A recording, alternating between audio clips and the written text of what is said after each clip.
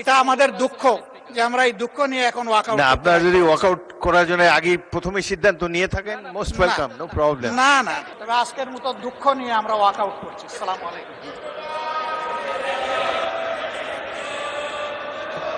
মাননীয় স্পিকার, আপনাকে আমরা কিভাবে সহযোগিতা করব বলেন?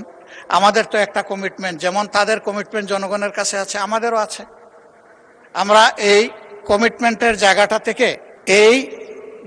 থেকেই আমরা চেয়েছিলাম যে কোঅপারেশনের মাধ্যমে যেভাবে একটা বিশেষ কমিটি করে দেওয়া হয়েছিল, আপনিই করে দিয়েছেন আপনার সভাপতিত্বে, তারা যতটুকু পারেন ঐক্যমত হয়ে এসেছেন। যে সমস্ত জায়গায় ডিসেন্ডিং উনাদেরও আছে, আমাদেরও আছে, সেগুলো এখানে আলোচনা হয়ে তার ভাগ্য যেটাই নির্ধারিত হতো আমরা তো মেনে নিতাম মাননীয় স্পিকার।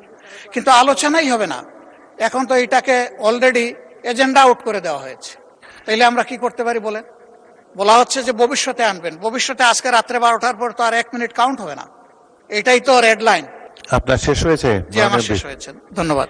আমার তো মনে হয় যে মাননীয় স্বরাষ্ট্রমন্ত্রী সংসদ নেতার পক্ষ থেকে যে কথা বলেছেন এবং এই যে রেফারেন্স দিয়েছেন এই বিশেষ কমিটির, কোনো কিছুই তো ক্লোজ করা হয়নি। পরবর্তীকালে প্রয়োজন হলে এই ব্যাপারে বিল আনতে পারেন। আলাপ আলোচনার উপরে তারা গুরুত্ব দিয়েছে, আপনাদের সাথে আলাপ আলোচনা করেই তারা বিল মেনেছে। সুতরাং এই ব্যাপারে আপনার চিন্তিত হওয়ার কিছু নেই। আজকে যদি ল্যাপসও হয়ে যায়, আবার এটাকে নতুন করে বিল আকারে আনা সম্ভব, যদি আপনাদের মধ্যে আন্ডারস্ট্যান্ডিং থাকে। দেয়ার স্পিরিট অফ কোঅপারেশন। অ্যাকচুয়ালি আমাদের মাননীয় আইনমন্ত্রী কথা বলেছেন, মাননীয় স্বরাষ্ট্রমন্ত্রী কথা বলেছেন, এবং আমাদের নেতার সাথেও কথা বলেছি, সংসদ নেতার সাথে। বিষয়টা হলো এই যে এখানে এই পৃষ্ঠের মধ্যে রিপোর্টে আছে, আমরা রিপোর্ট নিয়ে বসে থাকলাম না এরকম নয়। আমরা চাচ্ছি একটা সমঝোতা হোক এবং সমঝোতার ভিত্তিতে হোক। আমাদের তরফ থেকে আগামী সংসদে, আগামী সেশন তো ইনশাল্লাহ বাজেট সেশন হবে, বাজেট সেশনে সবগুলো বিল আসবে ইনশাল্লাহ। তখন আপনারা সময় পাবেন এখানে, এবং এই সবগুলো বিলই আগামী বাজেট সেশনে আসবে।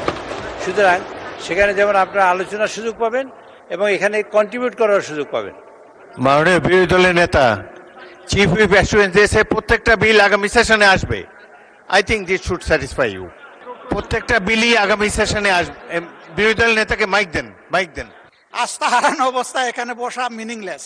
ও আপনারা you are determined to stage a walkout. এখানে ট্রাস্ট মেইনটেইন করা হয়নি, এটা আমাদের দুঃখ যে আমরা এই দুঃখ নিয়ে এখন ওয়াকআউট। না, আপনারা যদি ওয়াকআউট করার জন্য আগে প্রথমে সিদ্ধান্ত নিয়ে থাকেন, মোস্ট ওয়েলকাম, নো প্রবলেম। না না, democracy is a rule by majority. এটা মাননীয় স্পিকার, এটা আরো দুঃখ পেলাম, এই কথাটা আরো দুঃখ পেলাম। আপনার কাছে আমরা প্রথম দিনই আশা করেছিলাম, আপনিও বলেছিলেন যে আপনি জাস্টিস মেনটেন করবেন। জব সফার আপনি অনেক করেছেন, কিন্তু আজকের দিনটা এই সময় এসে আমরা জাস্টিস পেলাম না মাননীয় স্পিকার। মাননীয় বিরোধী দলের নেতা চিফ হুইপের অ্যাসুরেন্স যে প্রত্যেকটা বিল আগামী সেশনে আসবে, আপনার মেইন কোয়েরি তো এটাই ছিল। বিশেষ কমিটিতে অ্যাসুরেন্স, উপদেষ্টা কমিটিতে অ্যাসুরেন্স, সবই তো উলটপালট হয়ে যাচ্ছে একটা অংশ। তাইলে ট্রাস্টের জায়গাটা ওনারা তো রাখলেন না মাননীয় স্পিকার। আমি তো বললাম যে বিরোধী দলের নেতা করার পরে আমরা কিন্তু সহযোগিতা করেই যাচ্ছিলাম, যে ঠিক আছে কনসেনসাস যা হয়েছে আমরা আর কথা বলবো না, আমরা হাতেই বুট দিয়ে চলবো, আমরা চলেছি। কিন্তু এখন এসে দেখতে পাচ্ছি যে আমাদেরকে আসলে ব্ল্যাক আউট করে দেওয়া হচ্ছে। ওই ব্ল্যাক আউট কেন আমরা হবো মাননীয় স্পিকার? মাননীয় বিরোধী দলের নেতা, আপনার প্রধান প্রশ্ন ছিল যে এই বিলগুলা যেগুলা উঠেনি এই অধিবেশনে, সেগুলার ফেট কি হবে, সেটা বিরোধী দল ট্রেজারি বেঞ্চ থেকে বলা হয়েছে প্রত্যেকটা বিল আনা হবে আগামী অধিবেশনে। মাননীয় স্পিকার, আমি স্মরণ করিয়ে দিচ্ছি, আপনি সেদিন বলেছিলেন রাত 12টা হলেও সেশন কন্টিনিউ করবে এবং সবগুলো আলোচনা হবে। এটা যদি হয় বসবো, শুনবো, 12টা পর্যন্ত আমরা অংশগ্রহণ করব, কোনো অসুবিধা নাই।